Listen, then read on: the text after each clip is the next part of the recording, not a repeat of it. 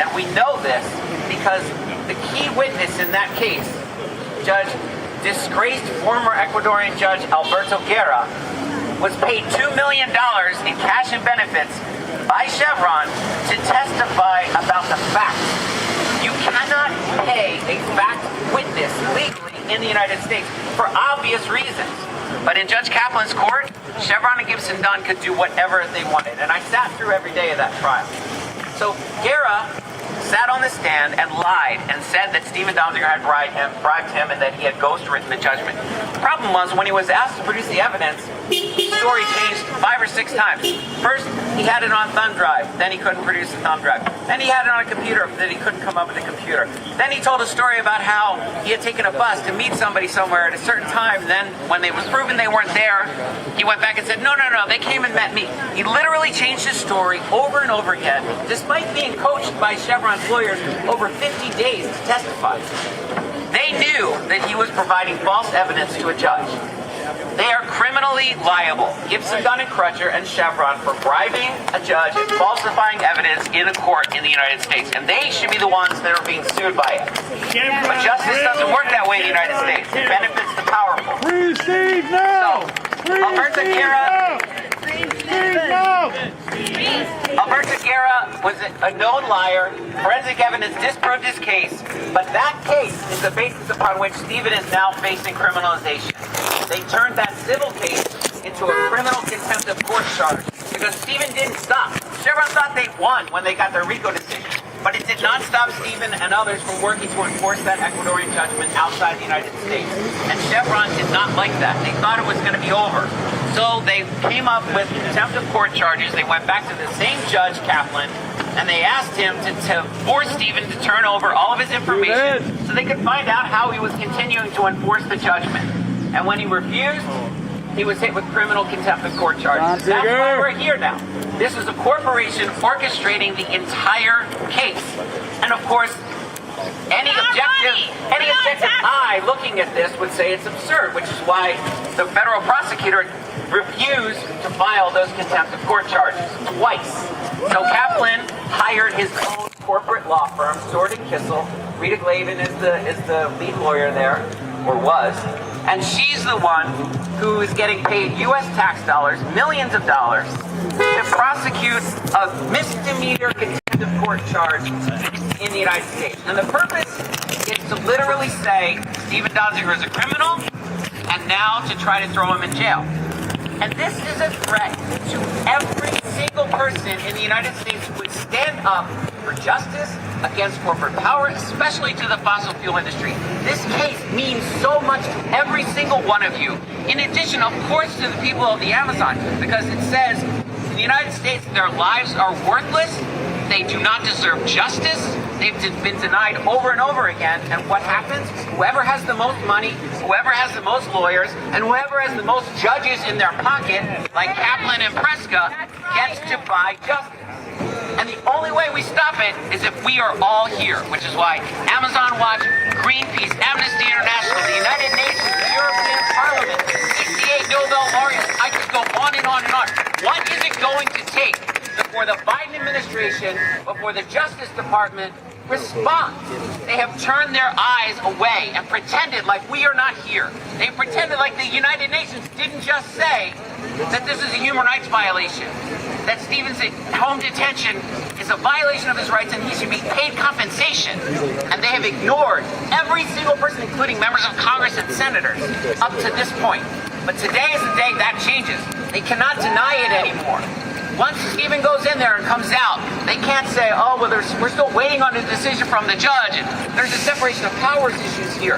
No, we're done with that. The United Nations has decided this is a human rights violation, and the Biden administration must respond to that, and it's up to us to make them do it. Thank you.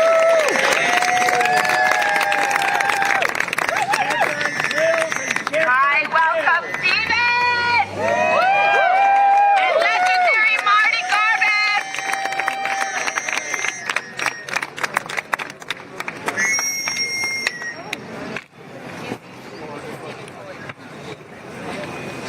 Hi everybody, I'm not going to speak at the moment. I'm going to hand this over. Louder, please. I'm going to hand this over to my dear friend Marty Garbus, who, for those who don't know him, he's my lawyer in this case, and he's been practicing law for many decades and represented people like Nelson Mandela and Daniel Ellsberg and Cesar Chavez over an incredible, legendary career. And I'm so honored, Marty, to have you stand by my side in this critical moment. I'm going to turn it over to Marty right now.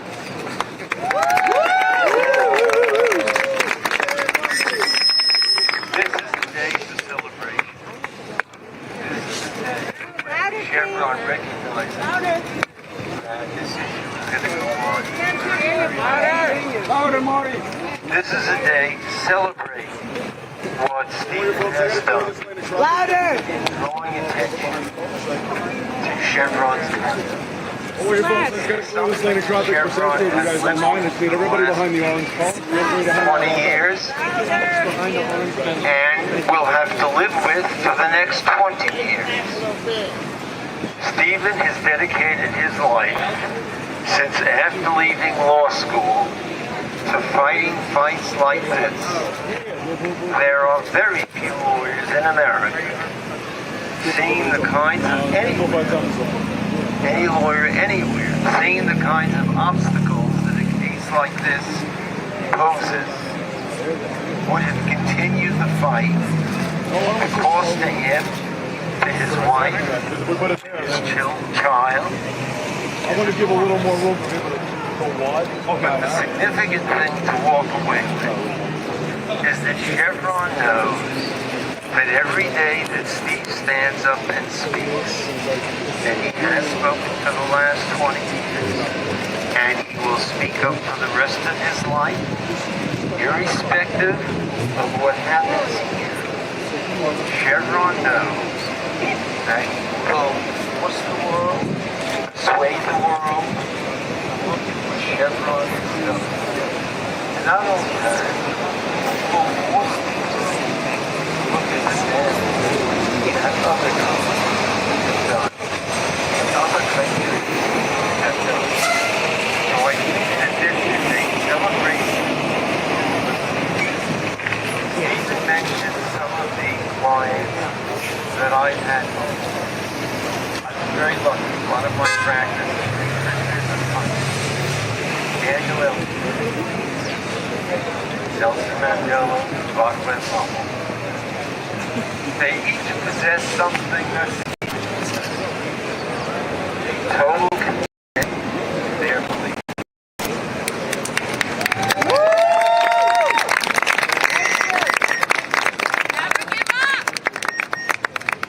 Thank you very much.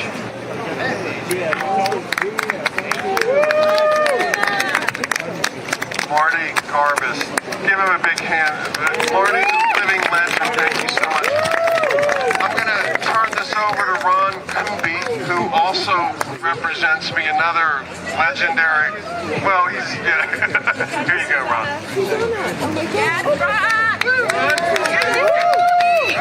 everybody. Well, thank you, and thank you all for showing up for the season finale of the longest running Chevron production, Demonize Donziger. Okay, come on.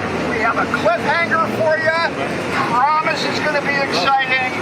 And the one thing you know is that no matter what happens in that courtroom, the ending has already been written. All right? So look, one of the things that sentencing is supposed to do is to promote respect for the law.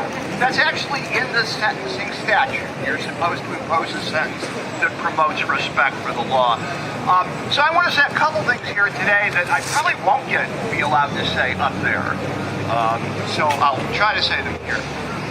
In 1993, right, a young, darker-haired, very idealistic young lawyer named Stephen Donziger filed a lawsuit against Chevron.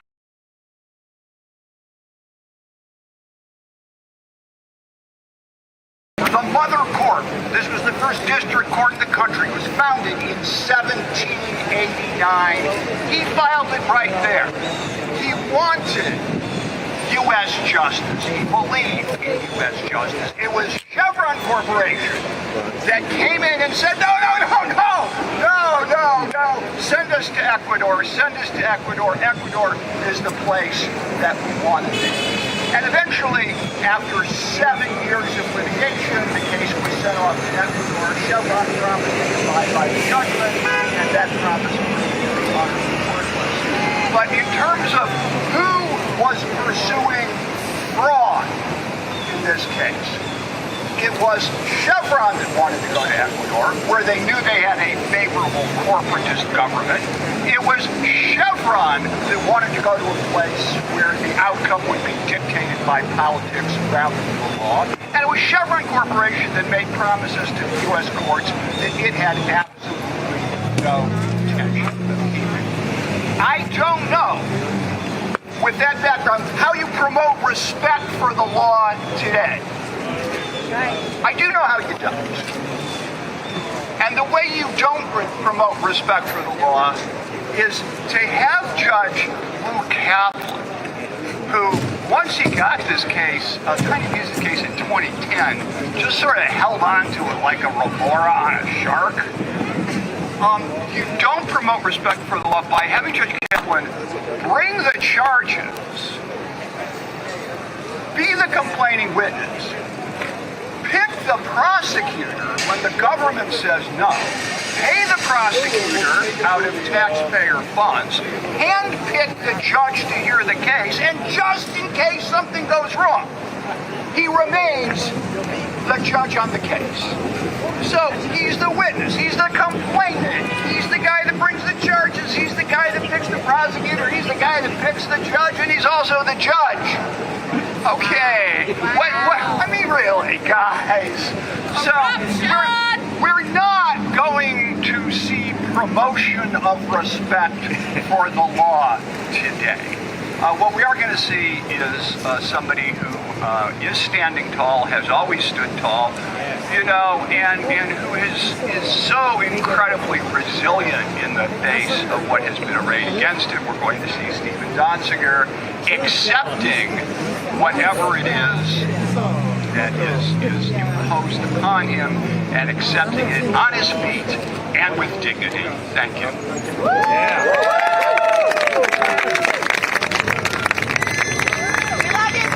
Thank you, Ron Kuby. Thank you so much to you and Marty for all you've done for me and my family. I want to now introduce my very good friend. I've been blessed to know this man now for 7 years. Many know him as a musician. I know him as a humanitarian activist, since I know very little about music. So I want to introduce the one and only and great Roger Waters, friend of Ecuador, friend of justice.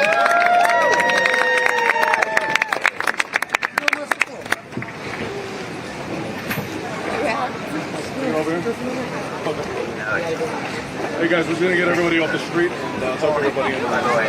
We might need the mics on the side. Good morning, everyone. A few weeks ago, Stephen sent me an email and he said a number of people are going to write letters to Judge Loretta Prescott, and would you write one? And I went, well, yeah, but what do I say to this woman? And he said, well, here's a letter written by Eric, one of the attorneys on this case, as a sort of example. And I read this thing, and it was very well written and very polite. And I thought, I can't fucking write anything like that. This is insane, you know. So I wrote my own letter. Can't wait to hear it. I know. And I didn't send this letter to Judge Prescott because I knew it would go straight in the bin. And so, here we go. This is what I wrote on September the 11th. Most letters start with the prefix "dear." This one doesn't, Judge Prescott. Sorry to shout. If I may, I shall address you using the name your parents gave you. So, Loretta, where to start? First, an explanation of why there is no dear before your name. Well, I was in court recently when you presided over the so-called trial of Stephen Donziger, who was being privately prosecuted at the behest of your colleague, Judge Louis A. Kaplan, on contempt of court charges. Your handling of the proceedings was execrable. You deserve no dear in front of your name. I feel no warmth towards you. You are not dear to me. If some part of me feels something akin to sympathy with you, with any of your actions, which are, in my view, contemptible, no, what I feel is more akin to the dull, uncomfortable anguish one might experience in the presence of a deranged soul in torment. Yeah. That's only the first page. So, I'm sorry this keeps feeding back. Could you peel off the page? Take that top page away and throw it in the bin and give me the rest. Thank you. Thank you very much. I mean, I'm sorry if I go on a bit, but screw it. You know, we're here standing in the sunshine, so good. All right, let's call a spade a spade.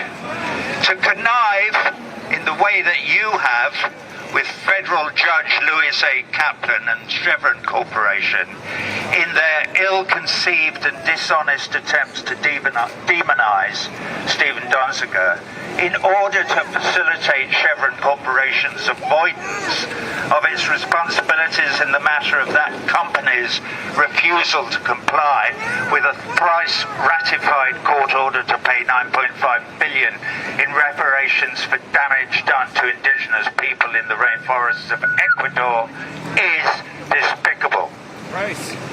Your actions and those of said Federal Judge Louis A. Kaplan and of Mike Worth, CEO of Chevron, and of Randy Musto, lead advocate with Gibson Dunn Associates, and of Seward and Kissel, law firm in the private contempt proceeding initiated by Judge Kaplan, and of Rita Glavin, prosecuting counsel lately of Seward and Kissel. All of the above are also, in my view, despicable. Thank you, sir. Who was that? Was that Randy? Good man. Your actions... Oh, sorry, I read all that. Hang on a minute.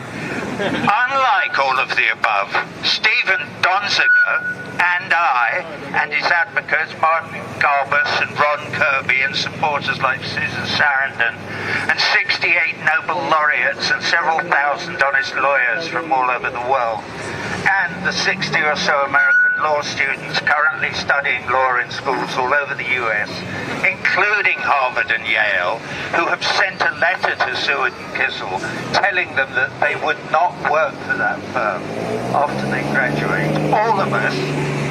And if I read this letter out on October the 1st in front of your kangaroo court, that will include all of our friends protesting in the street outside 500 Pearl Street.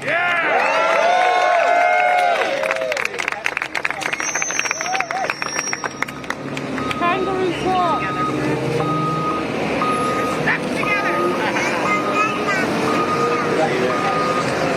We're getting there.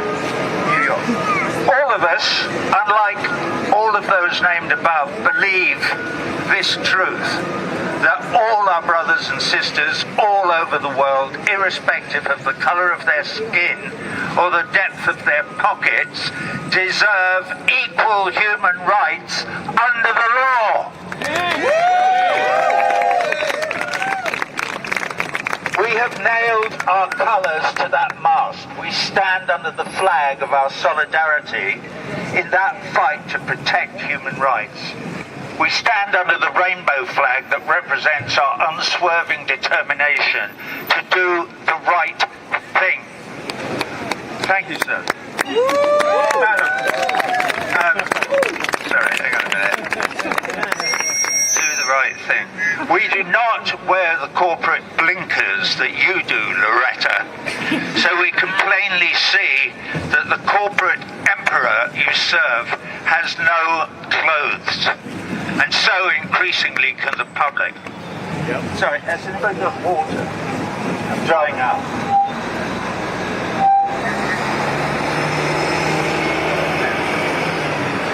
I've nearly finished. The man in the street is no blind beggar, Loretta. He sees you trying to keep up the pretense, sitting there on the bench, all supercilious and inviolate, reading your newspaper in open court, for God's sake, trying to keep up the pretense that what you do has something to do with justice. A pretense that would be sad beyond all belief if it were not so deeply obnoxious. Is that water? Yes. You want water on this?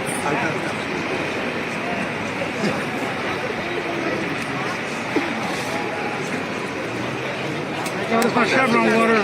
There you go. Okay, here we go. Nearly there. No, Judge Preska, you are not dear to me. So where are we now? Where do we stand? You have arrived at your guilty verdict without the benefit of a jury of Stephen's peers, and now sit all alone in the penthouse of your ivory tower. All that remains is for you to pronounce sentence on Stephen Donziger on October the 1st. What to do now? Let's see, Loretta. Perhaps I can help you. Wait. Let's go. Thanks.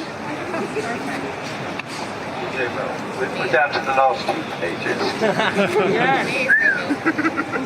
Christ, I was angry. What the hell was... I can't remember writing this, but I'm liking it. Here we go. Loretta! Contempt of court is a minor offence, is it not? A misdemeanor. A misdemeanor carries a maximum sentence of 180 days, does it not? Stephen Donziger has already been held on remand in an ankle bracelet in home detention for 780 days. That's over 4 times the maximum sentence permitted. How about you put an end to this farce? How about a sentence of time already served? Yeah, that sounds about right. Time already served. Let Stephen Donziger go back to his wife and son, back into normal society where he belongs, back to his profession as the much admired human rights lawyer that he is, back to his clients in Ecuador to get on with and bring to a just conclusion the job he embarked upon 25 years ago. You, Loretta, and Kaplan and Musto and Worth and Glavin and the rest have done your worst. You have held Mistress Liberty at bay for far too long. Enough already. It is time for justice to be done. And finally, Loretta, what is to become of you? I'm not sure you've really got the hang of this scales of justice thing. So I respectfully suggest that in everyone's best interests, the safest and most sensible thing for you to do, you can take that, thank you very much,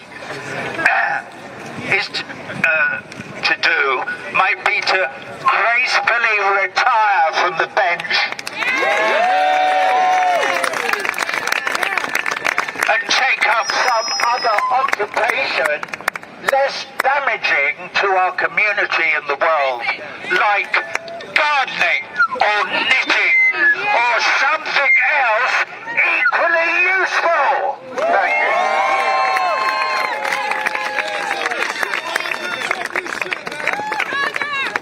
El pueblo unido jamás será vencido. El pueblo unido jamás será vencido.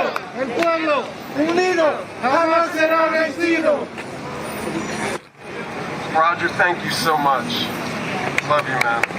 By the way, Roger went with me one time in November of 2018 to the Amazon to visit the affected communities in Ecuador who really cannot be forgotten, and that's what ultimately this case is about, and I'll talk about it in a second. But first, I want to introduce Natalie Segovia. Natalie is a lawyer who is the legal director of the Water Protectors Legal Collective in Arizona that dedicates itself to protecting indigenous rights and protest and free speech in the United States. And she's also a member of our appellate team, the team that's going to appeal this conviction by Judge Prescott in a non-jury trial. Natalie, thank you. Natalie, welcome! I always feel really short when it's in to Stephen. Thank you all for being here today. I know it means so much to Stephen, but I also know it means so much to the communities of Ecuador, the indigenous peoples and rural communities that have been affected and most affected by their absence, the absence of their choice lawyer, the human rights attorney, Stephen Donziger, who are all here to support and stand with in asking that justice actually be served today.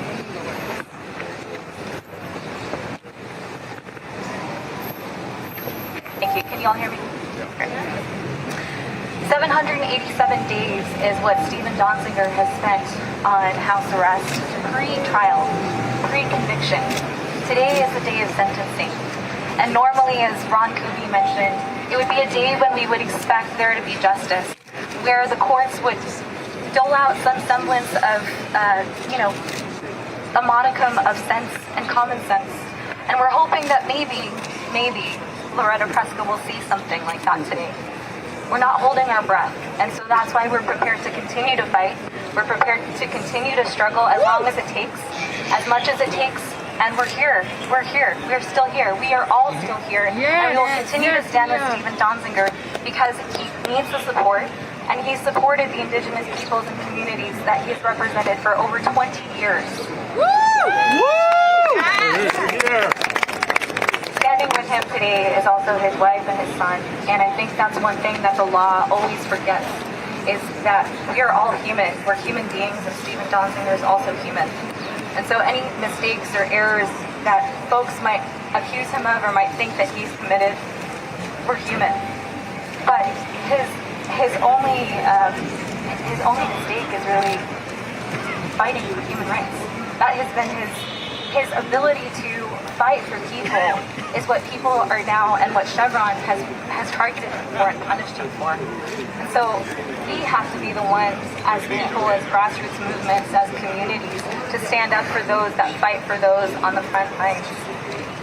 The Water Protector Legal Collective is an organization that was founded at Standing Rock, protecting water protectors that were criminalized by the state. Over and over again, we see the law against those that fight for human rights, against those that fight for the water, against those that fight for the earth. Stephen Donziger is an earth protector, a land defender. That's why we protect Stephen, and we will stand with Stephen. We continue to fight for him, and we won't stop. We won't stop. As somebody said in Spanish not too long ago, el pueblo unido jamás será vencido, which is the people united will never be divided. But it's beyond that. It's a kind of poor translation. It means we won't be vencidos. We won't be defeated. And the words of Berta Cáceres, who was also a human rights defender in Honduras that got assassinated for her struggle to protect the water, she said, "We are going to win. The river told me so. Lo vamos a vencer. El río me lo dijo." And so we stand here with Stephen because we know that we will venceremos. We will win this struggle. And the struggle is for life. The struggle is for this earth. The struggle is for the people that most need his help and that most need the help of those that are willing to stand, put their bodies on the line as frontline defenders, and stand with them as frontline legal defenders, which is what Stephen is. Thank you so much.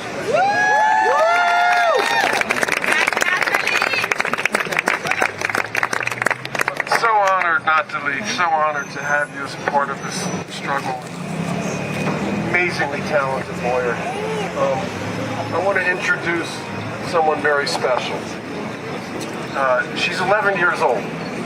Her name is Avery Tsai. And I learned of her a few months ago when she did a bake sale for our defense fund in Brooklyn. and she was selling baked goods and donated the proceeds to defending me, basically. So thank you, Avery. Avery is a well-known Avery side.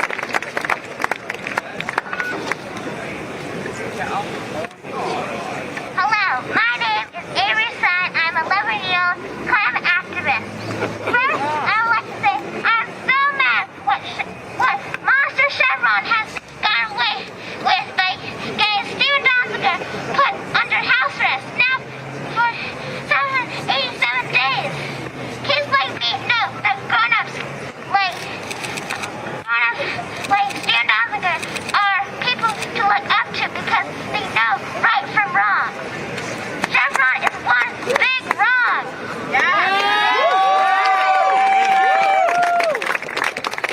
Why isn't the head of Chevron under house arrest for his company's international pollution of the Ecuadorian rainforest?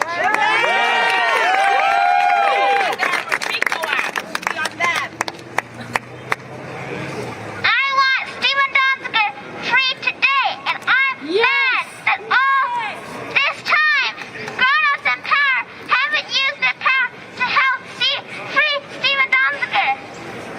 There has been so much silence. Senator Schumer has been silent.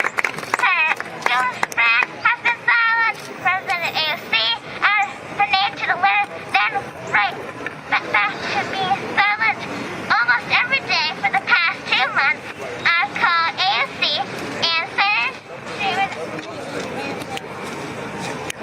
Schumer's offices asking them to please stop being silent.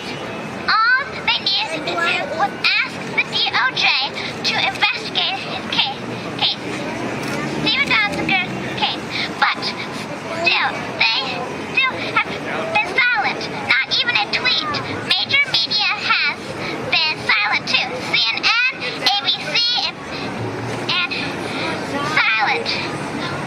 NBC. Washington Post, silent. New York Times, silent. Right, everybody's silent.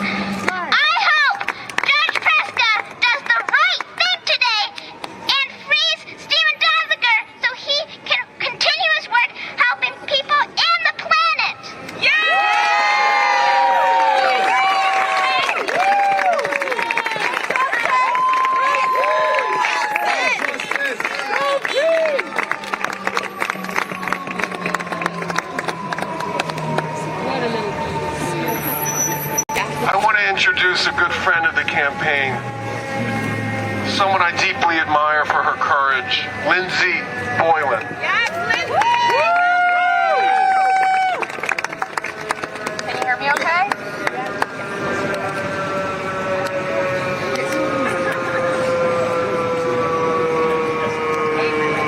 How about that, Avery? Can we get a round of applause for Avery? If we have women like that leading this country and this world, we will be okay. So I just want to thank you for what you're doing. Why are people so afraid of the truth? Why are people so afraid to tell the truth? It's probably because everyone will have to give up a bit of the lie that they have been a part of, a bit of the abuse that they have been a part of on a global scale, a bit of the abuse that companies like Chevron have exacted across this globe, supposedly on all of our behalf. So I think that's one of the answers to your very good question. Now, I feel like Stephen and I have been traveling on a parallel path, albeit one he's been on for a much, much longer time in a much deeper way than I. But as one of the women who came forward against Andrew Cuomo and spoke about his abuse, I see a lot of similarities, not least of which because Rita Glavin happens to be a legal abuser in both of our lives.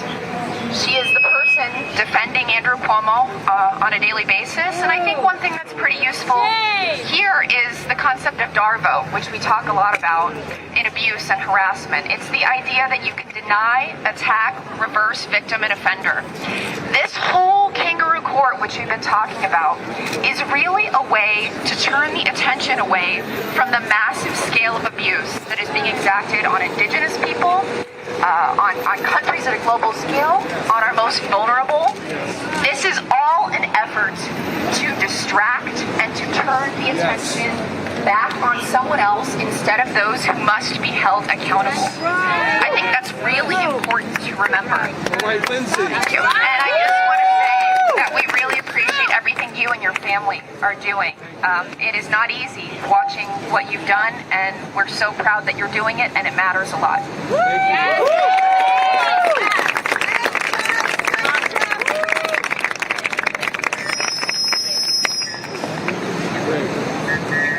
Okay, we're gonna make this quick. First of all, be free. That's right, be free. Okay, let's hear it for Judge Priska. Let's hear it for Judge Kaplan. You know, judges expect to be called Honorable Judge Priska, Honorable Louis Kaplan. No. It's more appropriate to say Crooked Judge Kaplan and Crooked Judge Priska. What's your name? My name is Ray Rogers. Yay! From the corporate campaign. If they put Stephen in prison today, I'm going to make a suggestion. It's going to take some real organization of a lot of volunteers. There's a banner. We have several of them, but there's one over there. It says Chevron judges Louis Kaplan and Loretta Priska, shame on you for ethical misconduct and conflicts of interest. Right over there. All right?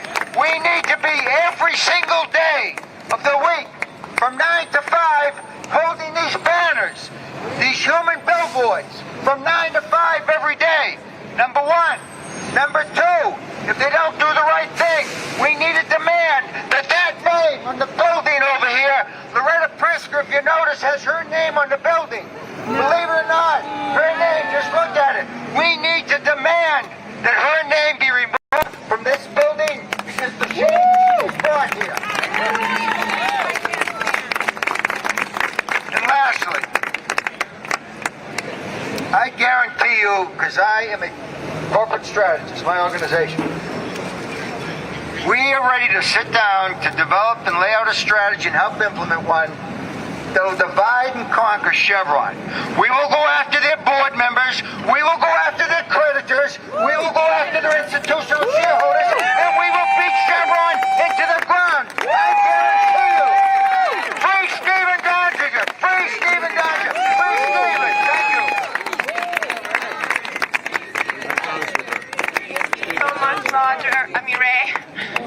Rogers. Great.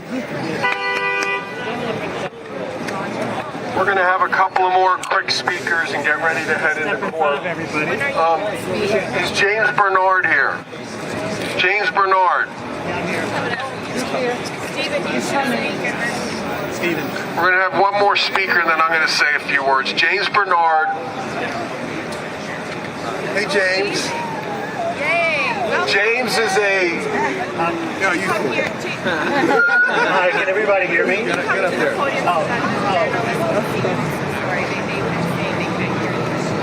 I actually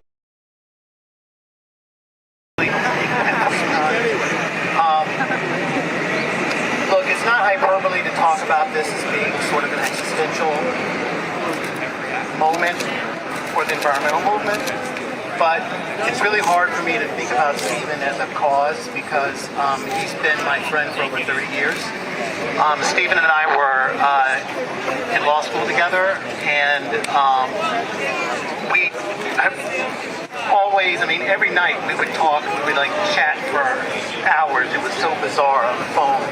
And for 30 years we've had a running conversation really about our lives and our families. And, you know, I don't think of Stephen, we haven't until lately really talked about the case that much. You know, it's really hard for me. It's really hard, I think, for all of us who've known him for so long. You know, I can attest to the fact that, you know, he really, you know, as one L talked about, you know, the love for the law and how excited we were to get into the law and really fight for justice. And then flash forward to right now, you know, I wrote a letter basically begging this judge not to jail like a piece of my heart like this morning. And so I'm not going to get emotional staying on a podium, but I just want to say that, you know, this is about a person too, and you know, we have to really keep that in mind.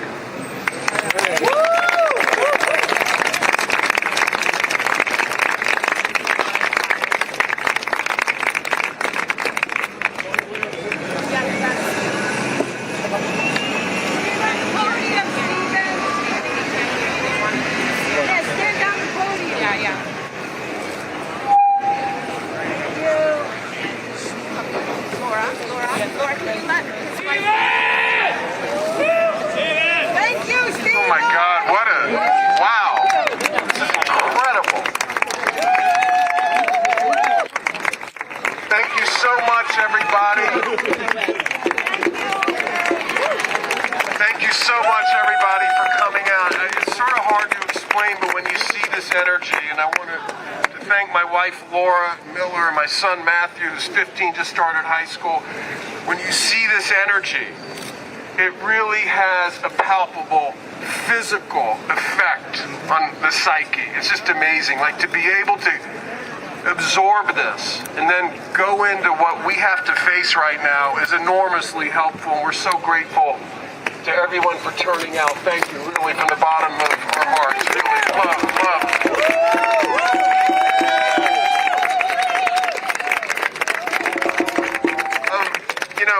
The crazy thing about being in my position is it's just odd that I actually feel blessed to have this life, blessed to have the privilege, really, of an education that can be used to fight for justice, in this case for the indigenous groups in the Amazon that this case is really about. They are attacking me as a way to attack them. I just want to be really clear about that. They are attacking Stephen Donziger to attack the indigenous peoples of Ecuador who had the courage and tenacity and sophistication and determination to win a multi-billion-dollar pollution judgment against one of the worst polluters in world history, the Chevron Corporation, which, by the way, for those who don't know, deliberately, okay, this was not an accident, they deliberately decided to dump toxic waste on a systematic basis over a period of 25 years, 16 billion gallons in total, onto indigenous ancestral lands to save $2 or $3 a barrel of oil produced. That's what they did. And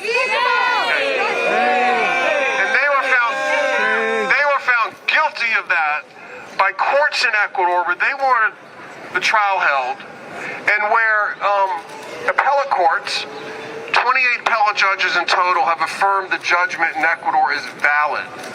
And they're coming after me, as Lindsay said, to distract attention for the crimes they committed in Ecuador. Don't buy it. Don't buy it. Okay?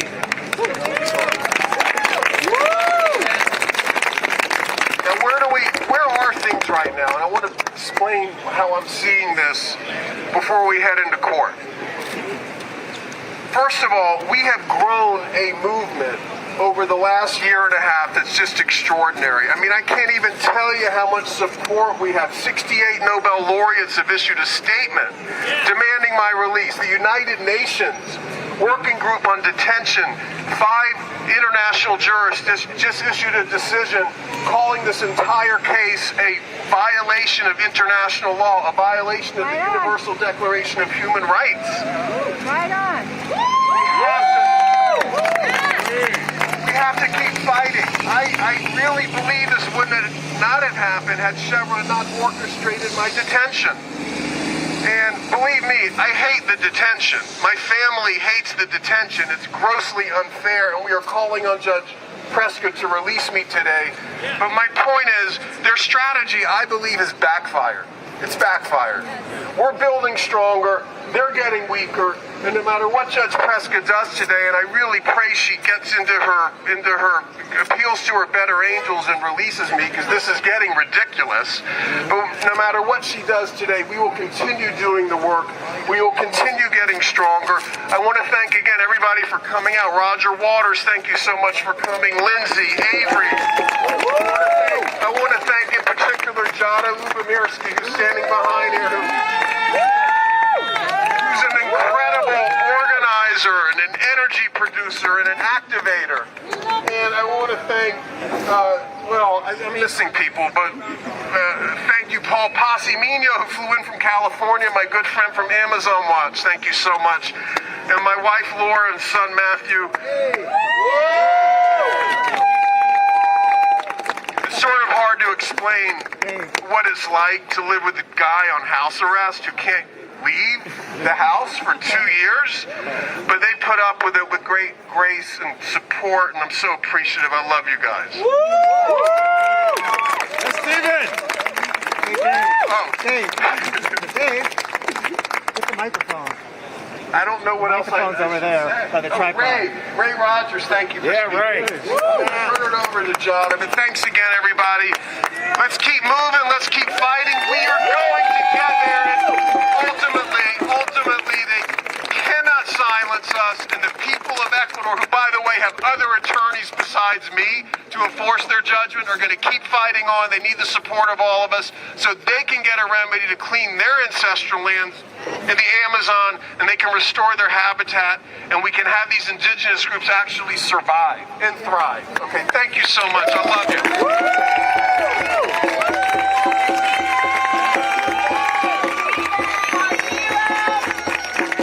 We're standing up to environmental racism in Ecuador, which highlights all the other crimes around the world that Chevron has committed. I said it in the beginning of this amazing rally, but I urge you, and we will do a proper press release, to look at Dr. Nan Greer's global ecocide report that includes torture, slavery, rapes, murders, kidnappings, deaths by cancer, all committed by Chevron, the human energy company. Yeah, right. Who else is here to speak? Please come. The crowd is so big, I've lost track of the speakers. Go ahead. It's me again. Sorry. I just want to explain just a little bit about what's going to happen now. So at 10 o'clock, the hearing begins, and I have to run in to be there. This is a public court. Everyone here is invited to come inside and bear witness to my sentencing. Because of COVID restrictions and the size of the courtroom, it's likely that not everyone will actually be able to fit in the courtroom, which is on the 26th floor of the building behind me. if you can get in the courthouse, and everybody is welcome, and you cannot get into the courtroom, there's an overflow room on the 9th floor where you can go watch on a TV screen what happens. At the end of the proceeding, my lawyers, at a minimum, hopefully with me and my family, will come out of court and will be speaking to people and to the media after the proceeding, after Judge Preska hands down her sentence. It's extremely important that everybody I know emotions are high, but everybody please be as respectful as you possibly can of the court and of the judge on a personal level. That's not how we roll. We are respectful of these processes, but we also stand firm in speaking the truth. So just please come in if you can. I think it's important that everyone come in. By the way, the proceeding will only take about 30 to 60 minutes, okay?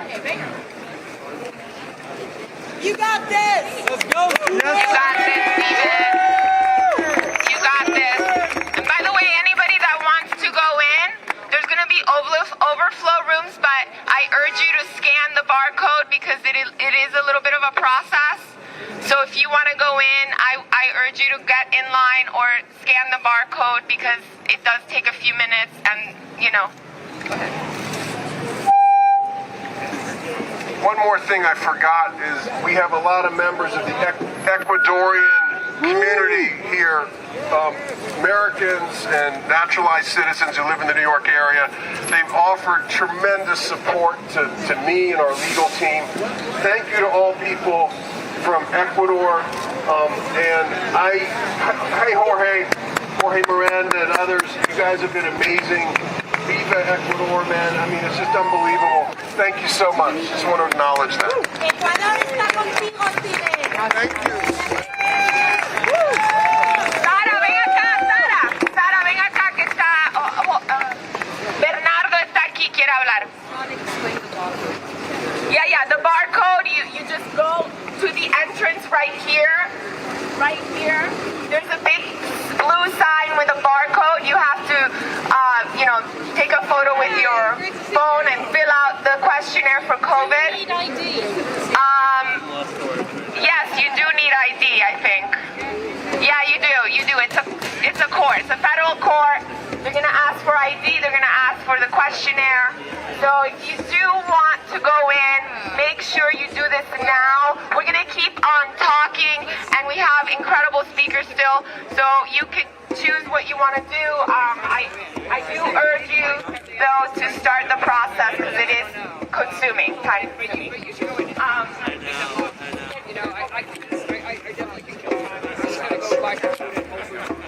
We have an incredible Ecuadorian political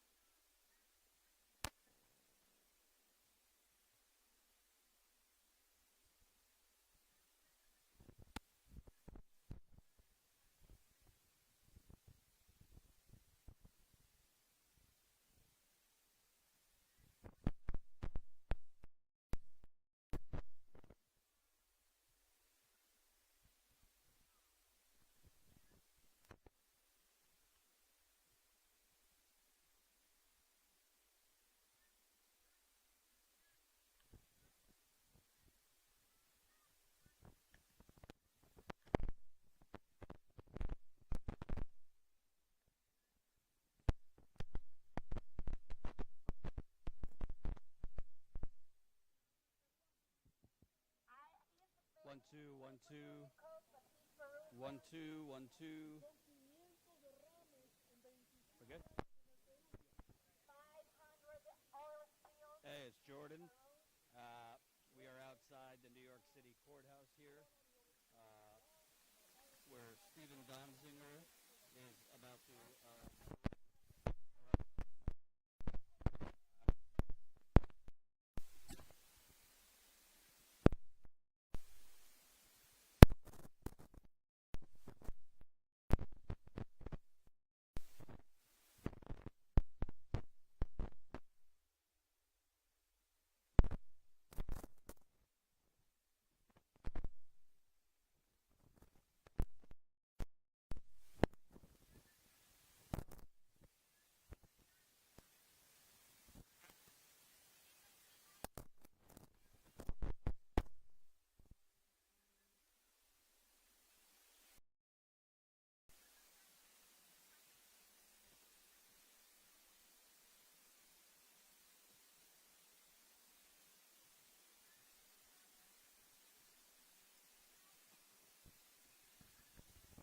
For us, for our land, for the land of our ancestors. We need Latin and Hispanic power here. Es así. Todos unidos podemos vencer al crimen organizado que son estas transnacionales. Todos unidos, all united, podemos vencer. We can go against organized crime, which is Chevron, and which is also the judge that is bought by the corporations. Todos unidos podemos contra ellos. Actualmente hemos perdido 27% del Amazonas en todos los 9 países. We've lost already 27% of the Amazon rainforest. Dentro de poco, si no hacemos algo, va a ser una catástrofe y si podemos perder el planeta Tierra. We can even lose planet Earth if we do nothing. So we cannot stay quiet. We cannot stay at our homes. We cannot shut up with this. We have to speak. Tenemos que estar unidos. Unidos, united. Tenemos que salvar la Tierra, salvar el planeta porque lo están matando a los indígenas. They're killing the planet. They're killing the indigenous nations. We have to save them. We have to save the planet. Gracias, todos tenemos que estar juntos como hermanos. Todos juntos como hermanos. All together, brothers and sisters. Vamos Ecuador, vamos América Latina, todos con Steven.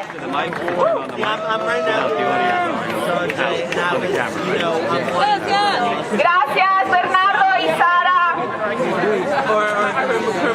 Jorge, ¿quieres hablar? Christopher está aquí. Ok, Christopher, ven acá. Okay, my number is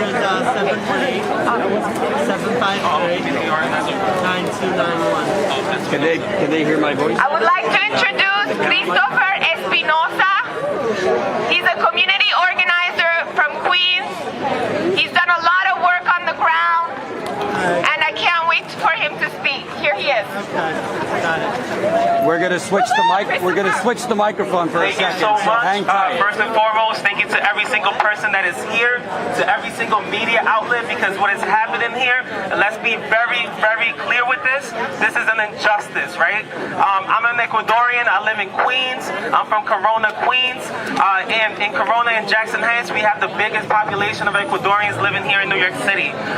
What is happening here today, what Chevron is doing, this is a corporate capture of government. What is happening here today is an injustice. What is happening here, and if the court rules in their favor, is really, we don't have a system of justice. What we have is a framework to protect wealth. That is what we have here in the United States.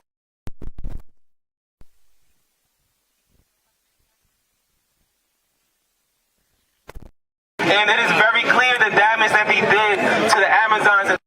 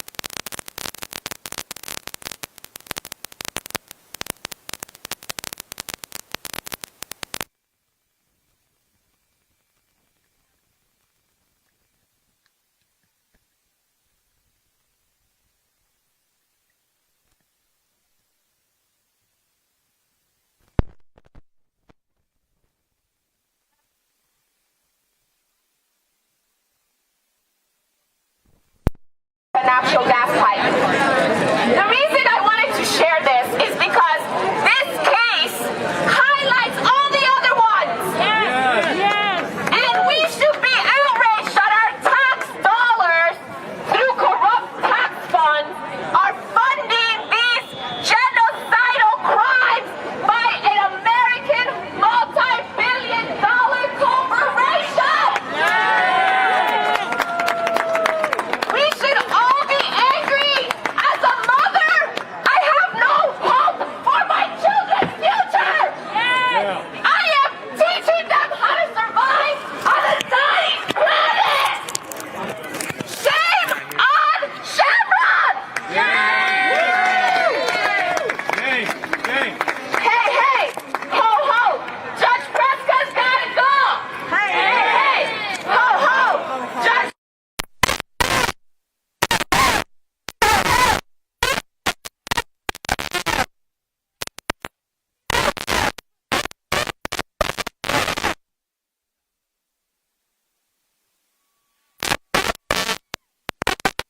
Let me know if you can hear me, guys. Let me know if you can hear me.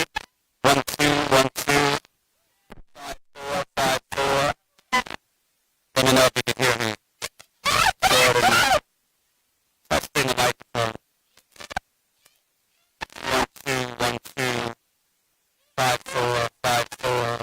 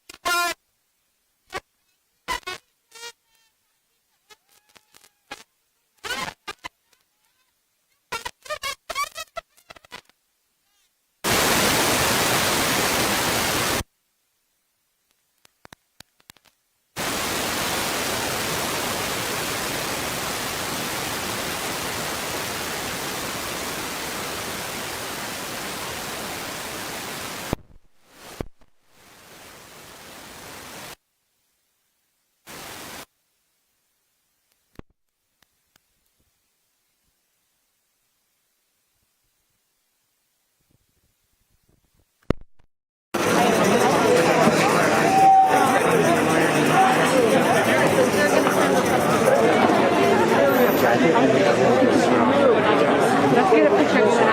Yeah. Oh, that's this guy. Can you take a few photos? What? Just shoot it away. Oh, make sure you get the video. Okay. All right, well, we'll get one more.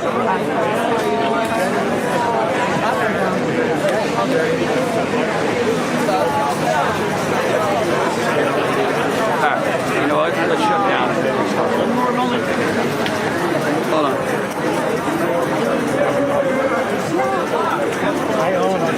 Hold on. 1, 2, 1, 2. 1, 2. Can you hear me?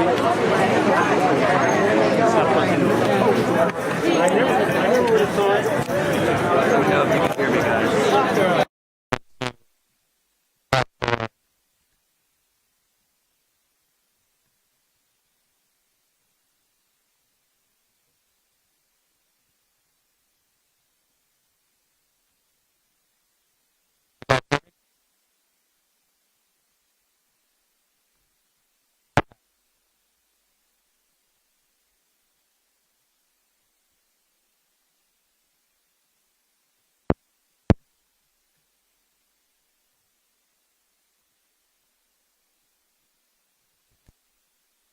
Testing, 1, 2, 3. Hello? Testing. Should be.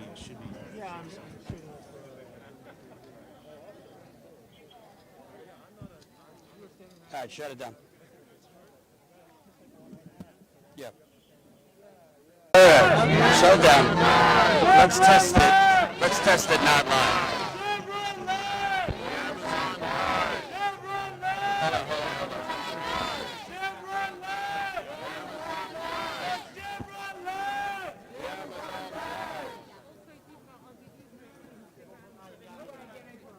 Hi, everybody. Can you hear me?